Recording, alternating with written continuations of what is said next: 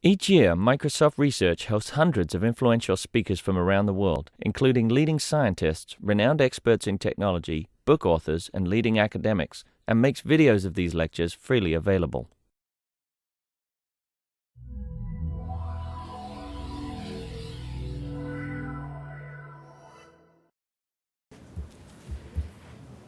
So, good afternoon and welcome. My name's Kirsten Wiley, and I'm here today to introduce and welcome Winifred Gallagher, who is visiting us as part of the Microsoft Research Visiting Speaker Series.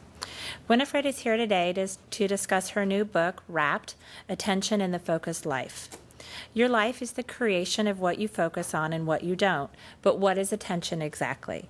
In today's world of omnipresent BlackBerries, sound bites, Twitter, and an increasing incidence of ADD in our children, it might be time to re-examine the role of focused attention in the modern world. Winifred is a science journalist for numerous publications, including Atlantic Monthly, Rolling Stone, and the New York Times. She is the author of 3 earlier books, including the award-winning The Power of Place. So please join me today in welcoming Winifred Gallagher. Thank you.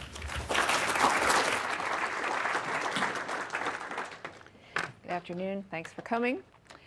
I was telling some of your colleagues in the corner there before we started that yesterday the book was written up in the science section of the New York Times, and it became the single most emailed story in the entire paper for that day.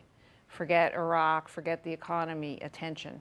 And I'm not saying that to blow my own horn. I'm saying that because I think people in the culture know that we're kind of under siege.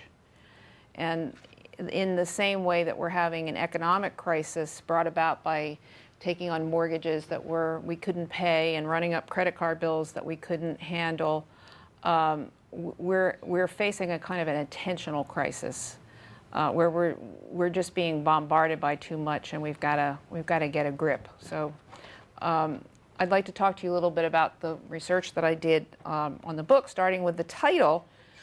Rapt, Attention is total focus, which is the key to controlling your experience and changing your life if you want to change your life. Your outlook, your mood, your productivity, relationships, your health, and also to inviting that wonderful experience, optimum experience that's often called flow or peak experience.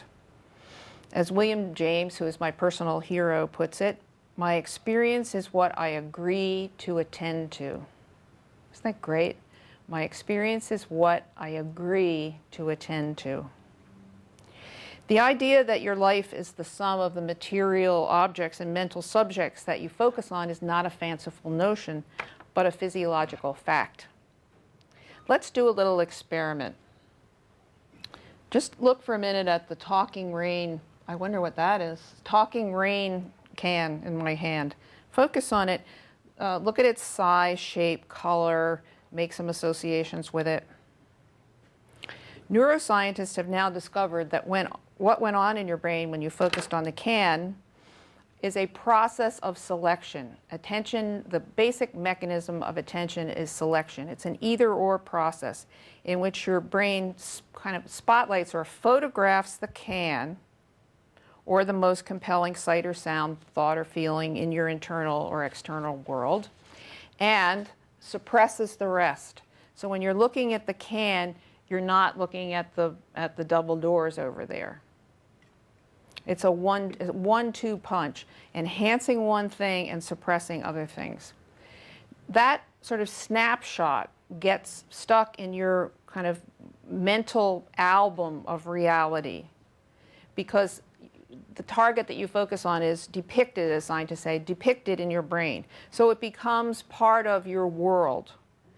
In contrast, the things that you ignore might as well not exist as far as you're concerned. That's a big one.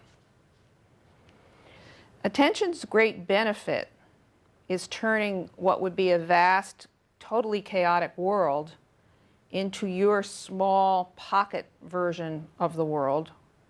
And that is a great benefit. Back in the when I was the age of a lot of you in this room, and there were a lot of LSD trips going on in the hippie era, people would have bad trips because the drug removed the attentional filters, and the people were flooded with stimuli, and they seemed to literally go mad. So this thing that attention does, which is to filter reality for you, is what it makes it possible for you to function. However, that little piece of reality that you zero in on is far more fragmented and subjective than you assume. And we'll talk more about that when we get to relationships. If you look back over your years, you'll see that if you had paid attention to other things, if you had studied law instead of medicine, if you had gone with this partner rather than that partner, if you had settled in Chicago instead of Seattle, your reality, your life, and yourself would be quite different. The same dynamic applies to the future you'll create starting today. As the expression pay attention suggests, you have a limited supply of this mental money. One estimate calculated by Csikszentmihalyi, the psychologist who coined the expression flow, he says we have enough for about 173 billion bits of information over a lifetime. And this is now a debate in the blog on the New York Times over, no, that's not enough, or no, that's too much. But the point is, it's a finite resource. It's cognitive cash, and you have to think about where you want to, just like you think about where you're going to invest your money, where are you going to invest your attention. Your answers will help shape your brain, your world, and your experience. To ensure our survival, Homo sapiens evolved two ways of focusing. Involuntary bottom-up attention asks, what's the obvious thing to home in on here? For you all, it's me. But when you're out on the street, it could be a wailing siren, flashing red lights, the smell of smoke. You don't have to decide to focus on those things. Your bottom-up attentional system will lock you into them. For the very good reason that if you had to think about whether to focus on the predator that's kind of sneaking up on the trail as we evolved, that wouldn't be very good for your survival. So things that have consequences for your life, you don't have to kind of worry about noticing those things often in the physical world. But voluntary top-down attention asks not what's the obvious thing to focus on here, but what do you want to focus on here? And that is the tool that James is talking about and that I'm talking about in Rapt. Do you want to focus on the noise on the street, which is getting your bottom-up attention? Do you want to override that and focus on the report that you have to write? Do you want to focus on the jealous thought or the peaceful thought? Top-down attention lets you choose where you will put your focus and thereby creating your experience. I wrote Rapt because I got, about 5 years ago, I got a terrible case of breast cancer with a very poor prognosis. And within a few minutes of getting, literally within minutes of getting the biopsy results, I had one of those moments of amazing clarity and intuition, at least they're amazing in my life, where it was almost like the clouds parted, the angels were saying, Winifred, listen up. And the message was this negative event, as psychologists would call it, wants to monopolize all my focus and attention, and that my coping strategy for however long I had left was going to be to move forward with my life instead, that I wasn't going to give this thing 1 second more attention than I had to. So, I mean, I did all the, I did research, I found the best oncologist, radiologist, and surgeon I could find, and then I sort of said, you guys take care of my body, and I'm going to be moving on with my life. I have a book to deliver, I have 5 kids, I have a lot to do, and that was my coping strategy. And somewhat to my surprise, it worked extremely well. Through 7 very difficult months, and when I started to recover, I said, you know, there's something to this attention stuff, and I better do some research. And that's really how the book started. And then I just found, in fact, wonderful research. But when I went through that period of time, I saw that the power to focus on one thought rather than another is especially crucial when you're dealing with negative stuff, whether it's getting fired or getting ill or an idea or an emotion. We naturally pay more attention to negative emotions like fear and sadness than to pleasant feelings because they cause pain. And there's a very good reason why they cause pain. The pain, we evolved to pay attention to things that cause us pain so that we will solve the associated problem. If you're upset by a quarrel with a friend, your upset makes you make amends. If you're concerned and worried about your sick child, that anxiety makes you call the doctor. If you're angered by injustice, you protest. In these cases, focusing on a negative emotion is useful at serving a problem-solving purpose. Often, however, we end up stuck on painful or destructive ideas and feelings that serve no problem-solving purpose, because our brains are always looking for negative stuff so that we can handle the things that are important, but it's kind of overkill. You know the sort of thoughts. It's always her, it's never me. She gets all the lucky breaks. Or, I'm never going to lose those 10 pounds. I'm never going to lose that. I've tried, 3 pounds and then I'm right back. I just can't do it. Or how about this project that the boss just gave me? This is way too hard for me. I can't do this. I don't have the qualifications. What if I fail? To protect your experience, you must focus away from these useless thoughts to productive, positive ideas and emotions. To, instead of I'll never lose the 10 pounds, to I will lose the weight if I go to the gym. To not I'll never be able to handle this task, but this is a challenging chore ahead of me, but I'm going to give it my best shot, and I've done things that seemed too hard before. The difference between those two thoughts is all the difference in the world. It's not just more pleasant to pay attention to positive, productive ideas, but more practical, because they literally expand your world. In research done by Barbara Fredrickson at the University of North Carolina, she sits her subjects in front of computers and shows them a visual display, and the people who have been cued to be in a positive emotional state see many more things on the screen than people who are in a negative or neutral state. People who are in a negative state zero in, they have kind of a tunnel vision. So all this other stuff out here isn't even in their map of reality. This has huge implications not just for your visual field, but for your conceptual field. Are you able to look at the big picture, or are you stuck with a tunnel vision? You know, which state do you think lends itself to making better decisions? The one with lots of options, or the one with like, this is the only thing that's possible in this situation? I think we had a really tragic example of this about 10 days ago when a young man, David Kellerman, the big executive at Freddie Mac, felt so personally distraught over the wreckage of that mortgage enterprise, was working 24/7, only came home to change his shirt. A young man in his 40s, wife, beautiful little girl, neighbors, lovely house, friends who loved him. His reality contracted to that negative thing so that was the only thing in the world, and he went down to his basement and hung himself.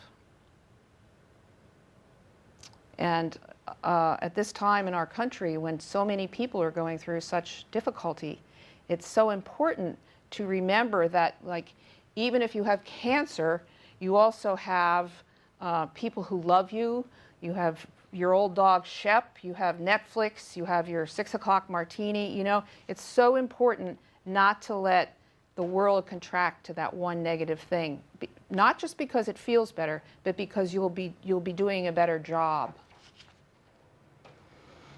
Research on neuroplasticity shows that your brain and behavior can be changed by what you attend to and experience. My favorite example, which some of you may know, it's an older experiment, but it's so practical. London cab drivers have to navigate this incredible maze of London streets, and fMRI images of their brains show that their hippocampus, I guess hippocampi, actually become enlarged in reaction to, and the hippocampus is the part of the brain that handles spatial processing and memory. They actually have a bigger one, you know, like the old cartoons of Popeye the Sailor Man with his they actually develop a bigger hippocampus muscle than other people who don't have their experience.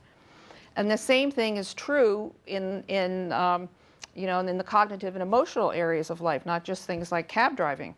Attentional workouts, mostly derived from meditation, these are completely secular, or they certainly can be completely secular, can modify your brain and make you more focused, engaged, and kinder. They're basically, this is research from Richard Davidson at the University of Wisconsin and others. It boils down to two basic kinds of attentional regimens have been studied. One is paying single-pointed attention to a target for a specific period of time. The familiar meditate on your breath, or on a mandala, or a mantra, or the clouds, or the waves at the beach. Just, encouraging yourself to stay focused on one thing and dismissing distractions. That kind of practice, when you're not practicing it, when you're going about your daily life, improves your daily concentration. So you're better able, if you do that practice in the morning, for the rest of the day, you're better able to stay focused on this task and then that task, and then when you go home, deal with the home, and when you're at work, you're dealing with work. When you're at home, you're dealing with home, without having that sort of bleed over thing that happens when you can't stay on target. The other very interesting form of meditation is it's a more effective emotional target. Buddhist monks, many of them lamas who have spent more than 10,000 hours in meditation, if they meditate on a feeling of universal kindness or compassion, certain areas of their brains activate that are not activating, and at least in my brain usually. They've actually changed their brains in response to this effective form of meditation, which Davidson is studying. And in both cases, he takes research subjects and trains them in meditation and scans their brains before and then 8 weeks later, and they too show brain changes from the practice. These these kinds of exercises can even fine-tune temperament, which is personality's biological foundation. Some of us are born with an upbeat disposition, like Bill Clinton. He never met a stranger. He's always up. That temperament correlates with greater activation in certain left prefrontal brain regions. However, others can acquire both the patterns of activation and the positive focus through attentional training. And this is really, I think, very interesting research that is going to pick up a lot of steam. The point here is not to try to feel happy all the time, which would be both futile and grotesque, but to focus on what makes you feel and function well rather than poorly. Even during a health or financial crisis, good and beautiful things can be happening in your life too. And the joy and meaning you find in the rest of life and your current stressor are separate issues, and you can attend appropriately to both. So many people think if something bad happens, I have to think of, if I get a bad biopsy, I have to think about cancer. If I'm going through a divorce, of course I have to think about divorce 24/7. But what I'm saying is, once you've done the associated problem solving, you do. I'm not saying it's easy, but you have the ability to shift your attention to something else. I've done everything. I have my medical team in place. I'm going to follow their advice. Now I'm going to read my book. As Shujal Rinpoche, a Tibetan Lama and one of the University of Wisconsin research subjects, says, so you may have seen his picture about a year ago. He was on the cover of National Geographic, this wonderful image of Shujal in his monastic robes and his shaved head, and then millions of plastic sensors, which was sort of like a 21st century version of a halo from a Renaissance saint or something. It's a very striking image. He says, whether in meditation or in daily life, we try to pay attention to just being present, rather than being caught between hope and fear, which is the mind's usual condition. In daily life, rapt attention, whether to work relationships or recreation, makes the difference between passing the time and time well spent. Focus is essential to peak experience or flow, which kicks in when you concentrate on a challenging and enjoyable activity, All the best research and when do people feel and function their best? When do they say, boy, life is worth living, this is great, I was born to do this? It's when they're engaged in, I love this phrase, in activities that can be characterized as just manageable difficulty. Just manageable difficulty. And you want to try to keep yourself on that edge as much as possible. That's why people are happy when they go skiing. Surgeons, when they operate, are among the happiest campers in the culture. It's interesting, isn't it? Surgeons, when operating, experience as much flow state as those people who jump out of airplanes, with parachutes. I don't know what it's called. It's that exciting. So it's the opposite experience of coming home at night when you're exhausted and flopping on your couch and watching HBO reruns. You want to do that, you think it's going to feel good, but actually if you push through the inertia and do something like practice your guitar or play the piano or do a little gardening or even call up a person and have a real-time phone conversation, there's an increasingly rare experience, you will in the end feel that you've passed a much more productive and satisfying evening than if you spend another one with Tony Soprano. Like Barack Obama and the Dalai Lama, exceptional achievers in all fields are as notable for their intense focus as for their ability. Certainly, that's one thing that you see across the political spectrum. Everybody is with Obama like, he's so calm. How does he do it? He's handling like 6 or 8 or 10 crises, any one of which would have monopolized a whole other administration in the past. And he's out there, he's having burgers with Joe Biden, and he's talking to people like a normal human being and has a young family life. I can promise you he is a monster focuser. From 9 to 10, he's on healthcare. From 10 to 11, he's on the economy. Just like that all day long. And you see the results of living that way. That even in living in like literally a pressure cooker, the guy seems to be having a great time. Rapt attention is crucial to creativity. The little experiment we did with the tin can, which was actually devised by William James, suggests that focusing on something, whether it's a tin can or a conversation or a person's face, makes it more interesting and engaging.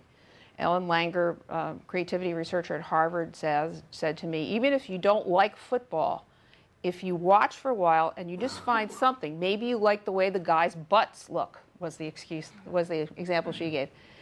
You will find yourself getting involved and saying, hey, football's kind of that guy has a cute butt. Football's kind of interesting. Whatever you engage with becomes engaging. As James tells us, this is what the genius does, in whose hands a given topic coruscates and grows. So Mozart could hear, like the fishmonger out on the street, humming a little tune, and Mozart goes back and turns it into the Jupiter Symphony. He focuses and elaborates. Attention is as important to love as it is to work. Indeed, it is the bottom line in any relationship. It is impossible to have a relationship with someone who will not pay attention to you. This was the most surprising chapter in the whole book to me, the chapter on relationships. And I start out with an interview I did with Rodney Brooks at MIT. Some of you may know his work. He's an artificial intelligence expert and an intelligent robot designer. He designed, among other things, Roomba, that little vacuum cleaner that cleans your house for you, and many more sophisticated tools than that. And it's fun to actually go on his website and look at some of the pictures of these things. And the first thing they have to do to have an interactive robot that can work with people, they have to give the robot a way to express that it's paying attention to you. And they do that. They give it they all have big googly eyes, and they tilt their chins. They do what we do. So the robot goes, hi. It's kind of like that. And robots that do that, people will interact with them. And they also program the robot so it can tell that you're paying attention to it. It's the bottom line. And certainly even more so in our relationships. But remember, the way attention works means that little slice of life that you zero in on is much more fragmented and subjective than you assume. That's why when spouses list the past week's events, trips to Blockbuster, help the kids with the homework, make the meatloaf, sex, whatever, the percentage of a pair's agreement is at the level of mere chance. I just love that. I just love that. I mean, here are people, they eat together, they sleep together, they're joined at the hip. You would think these people are on the same planet. You know, and sooner or later in your life, somebody will say to you, what, do you live in a different world? And the answer is yes. He or she does, and you do, and the only way you're focusing on a different reality, and the only way you can bridge that gap is communication. Those little words at the end of the day, how was your day, hun? Very important, because if you don't tell her or him, he or she is not going to know. Like people, cultures have attentional differences. And this is wonderful, interesting research by Richard Nisbet at the University of Michigan. When they're asked to describe an underwater scene, Westerners say, 3 blue fish swimming to the left, next. Asians say, it looked like a stream. The water was green, there were some plants, this bottom was sandy, there were some fish. They looked at the same exact slide, but they attended to totally different realities. The Westerners, who were reared in the Greek evaluative, get in there, figure out what's important with a view of controlling it, and move on, completely disregarded the context. The Asians, reflecting their cultural upbringing in densely populated societies where cooperation is essential if you're going to get anything done, it was all about relationships and context. This is really like a different world.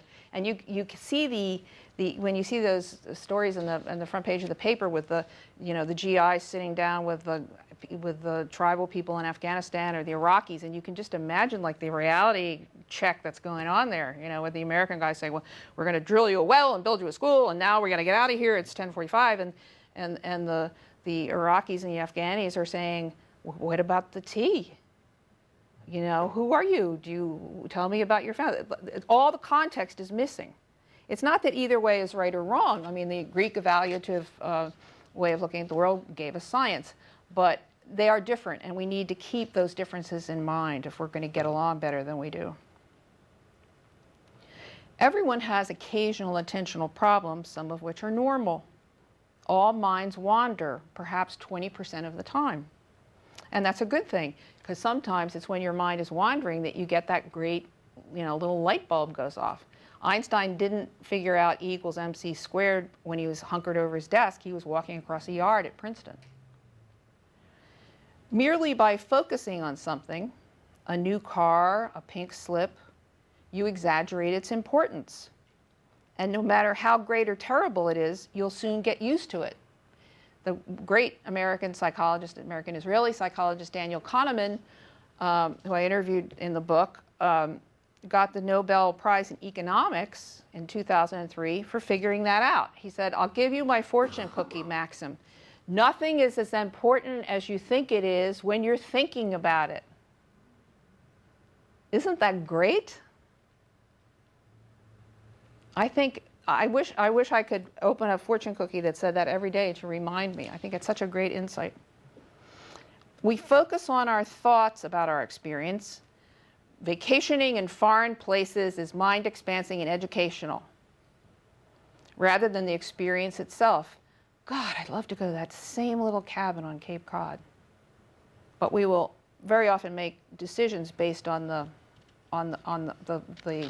cognitive evaluation of the experience rather than the experience itself. We forget that you must really pay attention to that person's name or PIN number if you're going to learn and remember it.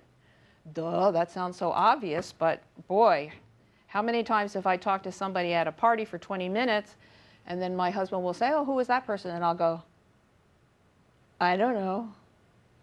I was too busy thinking about what I was going to say next or who was coming in the room behind that person that I didn't lock into the name. I didn't pay attention to it.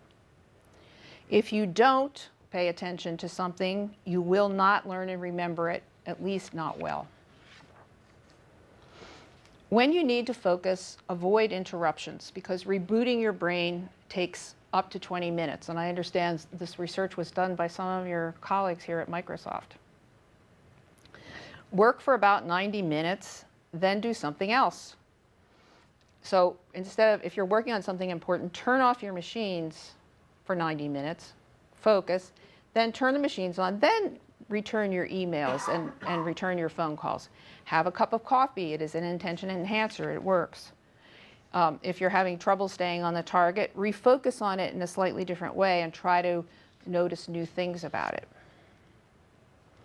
In our age of cell phones, BlackBerries, and internet, it's important to understand that multitasking is a myth. It is a myth. This is, I know, I was telling your colleagues in the back there, I did the NPR Marketplace show a couple of weeks ago with Kai Risdahl, and I thought he was going to start to cry. He just couldn't accept, he wanted me to give him tips so he would be able to do 3 or 4 things at once, and I was just saying, it's not happening, Kai. You know, he took it very hard. When you try to focus on 2 things at once, or when you think you're multitasking, phoning while checking email, you're simply switching rapidly between them. And research shows this makes you less efficient and more error prone and takes you longer than as if you had just done task 1, task 2, task 3. We've all done this. I see some of you, I'm looking out in the audience, and I see some of you are doing it right now.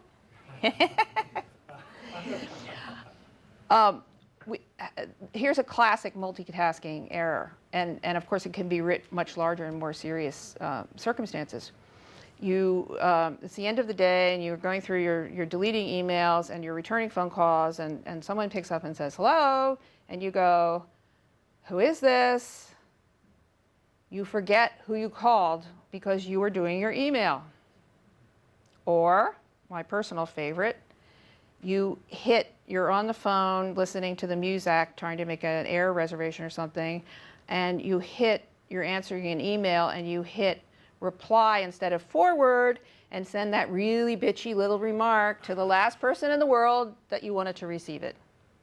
These are classic multitasking errors, and of course, these are little minor ones. They can be much worse, as in when you're driving and talking on a phone. It should be forbidden. It should not be allowed. Attention researchers are totally unanimous about that. Sure, you're driving through the cornfields in Iowa and there's not a car in sight. It seems fine, and maybe it is. But what happens if a deer runs in front of the car? Then you're really screwed. We have to remember that our electronics are our servants, not our masters, and we can't let them choose our focus for us. I bet, are there any people in here who are Battlestar Galactica fans? Yes. I just discovered Battlestar Galactica. I write sometimes for the Atlantic Monthly, and they did a piece, oh, this is this new cult show, and it's got all these contemporary themes and torture and racism. So I said, well, I better check it out. I think it's so interesting, and I love what it says about our machines. For those of you who are not BSG fans, as we call it, the plot is humans have invented these supercomputers that look exactly like people. You can't tell who's a person and who's a Cylon. They're called Cylons. Only, of course, they're much smarter. They're like the $6 million man. And now the Cylons have gotten so powerful that they figure, like, who needs humans? We'll take over. So it's like World War III, and the humans are fleeing all over the galaxy or the universe or whatever it is, and the Cylons are right behind them. So it's like that. And when a human wants to insult a Cylon, sort of the N-word for a Cylon, he says, "You're just a toaster. You toaster." And I think that's so great, because we treat our Blackberries and our cell phones and our laptops like they're Cylons, and they're only toasters. And it's like just a funny little thing to keep in mind. I gave a presentation a week or so ago at the Smithsonian, and my interlocutor was Dr. Richard Restak, who did the PBS series on the brain and has written 18 books on the brain, pretty smart fella. I said, Dr. Restak, do you have an iPhone or a BlackBerry? He said, I have one, but I hardly ever take it with me. It's an invasion of my privacy. Interesting. He doesn't feel that obligation. On my way from New York to San Francisco, I had a classic experience that I know a lot of you have if you travel for business. The cab ride from my home in New York to LaGuardia, to JFK actually, we now have television screens mounted in the back seats of the cabs, so there are commercials blaring all the way. It's not bad enough to be, you know, in the back with this person who may or may not know where they're going, jouncing around in the back of the cab. You have to have commercials, and you try to look for a way to make it stop. And if you're lucky, you find there's maybe a space that big that says OFF. You know, but you're working the screen trying to turn it off. So I get to the airport, we get onto the plane, the pilot says you got like 5 minutes on your phones, and everybody's like, you know, this is like a Sunday morning. They all have relatives in intensive care? I don't know about you, but a lot of my messages are things like, do you want me to pick up milk on the way home? Mom, send money. You know, the weather is damp, but the hyacinths are blooming. I mean, it's not earth-shaking stuff. So we get he says, okay, now you have to turn them off, so we're cold turkey. No. We all have screens on the seats in front of us, and the hip young kid sitting next to me starts slamming down the shades so that we're sitting in this, for 6 hours, I mean, this totally black aluminum tube hurtling 35,000 miles up in space. I might as well have been on the New York subway. Where's the blue sky? Where's the white clouds? We're on an airplane, people. How about a little daylight? And I look at these kids next to me, and they're reading a book. But the screen is on, and the shades are down. The plane experience is now designed for the machines, not for the people. Regarding more serious attentional problems, scientists still don't understand exactly what ADHD is, what causes it, or how to test for it objectively. The decision to medicate is fraught, but the brain of a child who's not attending to important activities is not being remodeled by experience as it should. And I know personally about this because one of my 5 kids does have a very prominent attentional issue, and we just barely kind of squeaked him through grade school and high school. You know, please, God, let him graduate.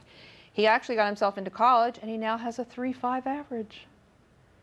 Brain maturation is a wonderful thing in the human male. 4 or 5 times more little boys have attention problems than little girls. And interestingly, in a lot of cultures in the world, they wouldn't even have such a thing as attention deficit because little boys don't have to sit in a chair and not move and stare at a blackboard for 6 hours. But you know, that's what we ask of kids in this culture, so we have to try to like keep them, if you want to get them to the point where their brains mature, it takes, in our case, two concerned parents, a psychologist, various tutors, private school, medication sometimes, medication not other times, a lot of effort. And you look at the, you think basically it's a predominantly male problem, and you can look a very clear line from, I'm talking about all the kids in this culture who don't have 2 parents and lots of resources and schools that care, et cetera, et cetera, et cetera. You see a very clear line from attention deficit to oppositional personality disorder, I think it's called, as being a bad boy, and juvenile delinquency and jail. Because they haven't been able to stay in the system, they get to a point in the classroom where they can't keep up, and they drop out and they get in trouble. I dare say that in any prison in this country, you would find that 75 or 80% of the guys in jail had ADD as a kid. I would just bet it. Problematic attention problems, attention patterns obtain across the spectrum of mental disorders. The depressed focus on the negative and the very negative things that make them feel hopeless and helpless. Anxious people focus on risk and threat. Hypochondriacs focus on physical symptoms. Cognitive behavioral therapy addresses these skewed attentional patterns. Since writing Rapt, I've learned that taking charge of your attention helps you to control your experience, increases your concentration, expands your boundaries, and lifts your spirits. Most important, Rapt experience, being completely absorbed in a person or a project or a sunset, simply makes life worth living. You cannot always be happy, but you can almost always be focused, which is as close as we can get. Thank you.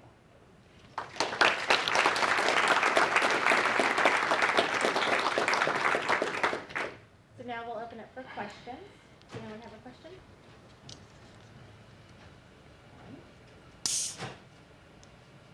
Yeah? I was going to ask about music. Sort of in the car, but also just I find a lot of times I can focus better if I'm listening to music, not necessarily paying attention to the music, but music might be something that helps me focus. Is that true? And is it true when you're doing something like driving too? Is that multitasking, or is it just... No, it's different, and that's a very good point. And in fact, this is particularly important for anybody who has teenage kids. Research actually shows that a lot of teenagers do their homework better when they're listening to music. It seems to be like, at least in adolescence, it actually helps focus. The reason why it works to listen to music in the car but not talk on a cell phone is because it's using different circuitry in your brain. The multitasking that becomes most problematic is when it involves the sort of verbal processing networks. And much of what we do, like reading and speaking and listening, all those things are activating that circuit. So when you try to do two of those tasks that are activating that circuit, then you get in trouble. So that's why we can walk and chew gum at the same time. We can ride a bike and sing at the same time. But you'd have trouble reading a book and singing at the same time. So it's particularly verbal types of things cause problems. Yeah. How about listening to audiobook in the car? Ah, my favorite thing to do. I am such a audiobook freak. Now if my husband says he wants to come with me, I go, oh, yeah, I have to talk instead of listen to my audiobook. I think that's the same because driving is a physical activity. So you're using a verbal part of your brain. There's not a conflict there. And you can also, as the attention researchers point out, if you get into heavy traffic or a weather situation, you turn the audiobook off. I know I do, because then it becomes a distraction. But as long as you can keep the different activities separated, it seems to work much better than if you try to overlap them. So what is different from calling somebody on the cell phone, because it's also verbal? We evolved to pay attention to the human voice. That's why, I don't know, do you all have to work in cubicles? Oh, that's so good that you don't. I think they should be illegal. I've heard them called veal pens, and I can really see the analogy. It's almost impossible not to pay attention to the human voice because we evolved. That's how we sustain our social bonds. And you see, if you have a cubicle and you can end up listening to 6 people around you saying, and I want the tuna on rye, and can that be here in 20 minutes? And somebody else is saying, no, Mom, I can't. You listen to all these conversations. You don't want to, but you almost can't help it because we're programmed to do the voice. So in the car, on the cell phone, even if someone is sitting beside you in the car, a real passenger, if you have a weather emergency or someone swerves in front of you, you can stop talking. But it's hard, and you're talking about a second or two. If you're, as my doctor of all things, returns his calls in his phone, and he's telling me about some medication I should be taking. If a car swerves in front of him, even if it takes him just a second, he has to say, "Excuse me, Winifred," or hang up, or do something, and that can be a second between life and death. You really shouldn't talk on the phone in the car. Is it such a big deal to pull over to the side of the road? I mean, really, people? I really, I'm so, I think it should be, well, not just, more importantly, attention researchers really think it should be illegal. Any other questions? Yeah? So were you able to write this book faster than your other books? I have to confess, we didn't talk too much about this. There are temperamental differences in attention. attention is like memory or intelligence or boldness or shyness. It's a kind of a trait, a quality that everybody has some of. It depends where you are on the spectrum. And I happen to be a strong attender. I'm one of those irritating people that say things like in college, like, God, I love to study. You know, everybody, shut up, shut up. You know, I can look at my computer and then look up and I'll go, where did that 3 hours go? That's real, you know, but that's just how I am. My husband, on the other hand, has male editor's disease, which is sort of an adult form of ADHD. And he loves working on daily papers when there's like a crisis and he's got like 6 screens are blinking and people are saying, you know, I have to have this headline right now. That's his favorite day of the week. He has a different attentional style. And both are adaptive both persist in the population because they're adaptive. You want a certain number of people in the population, like my husband, because they're the guys who are looking around saying, like, I think there's a predator over there, or oh look, there's some red berries, you know. Whereas I'd be just kind of staring at my thumb while the woolly mammoth bit my head off or something. But it's good to have some people like me too who can like sustain focus on you know, for more long-term projects. So it's not an either or thing. It seems to take me, no matter what, 2 years to write a book. So I think that sort of shows you an attentional style. And I bet I don't start out this way, but they all have 14 chapters and they all take 2 years. It's just unprogrammed that way, I guess. And I don't think this one went any faster or slower than the others. Anyone else? I wasn't able to read your book. I went to buy it last night, and they were sold out at the Borders in Redmond.